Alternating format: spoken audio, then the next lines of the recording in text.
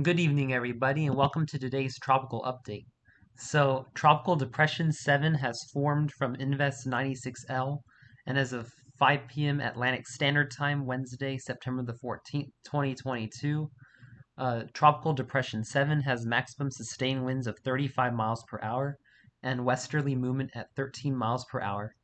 It is expected to become a tropical storm by tomorrow, move through the northern Lesser Antilles by late Friday and early Saturday morning, through Puerto Rico uh, through the day Saturday, and then approach the Dominican Republic by Sunday afternoon and start to curve towards the Turks and Caicos and Bahamas by 2 p.m. on Monday. Looking at the satellite imagery of Tropical Depression 7, Tropical Depression 7 is looking very impressive in its maintaining a very solid core of deep thunderstorm convection, as you can see by the purples and the whites and black. This indicates very intense thunderstorms on the east side of the system, and almost all the convection is to the east side of the system. The center is located right about here, and that's because we are having some southwesterly wind shear that Tropical Depression 7 is having to contend with. So it'll continue to feel this shear over the next several days, limiting it from exploding into anything more than a weak tropical storm.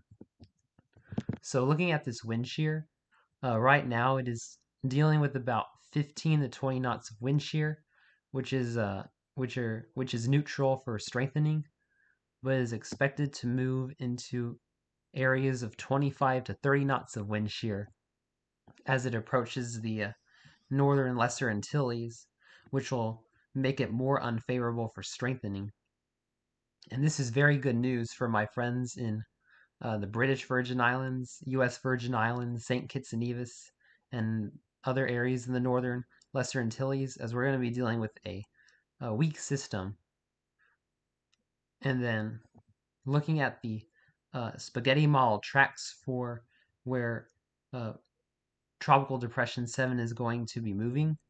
It is expected to cross the northeastern Lesser Antilles in the next 48 hours, Puerto Rico in the next 72 to 96 hours or 3 to 4 days, and then the northern Dominican Republic in the next 4 to 5 days, and towards the Turks and Caicos Islands and possibly the Bahamas in the next 6 to 7 days. So we're going to really have to watch what Tropical Depression 7 does, especially once it emerges north of Hispaniola, because this is where it could start to strengthen.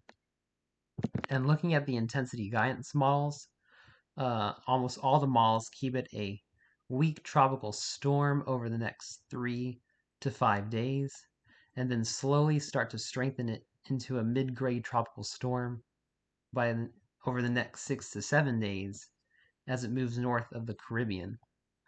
So uh, we're going to be seeing a lot of heavy rain across the Caribbean from Tropical Depression 7. I mean, we're talking about widespread 4 to 6 inches of rain across the central and northern Lesser Antilles.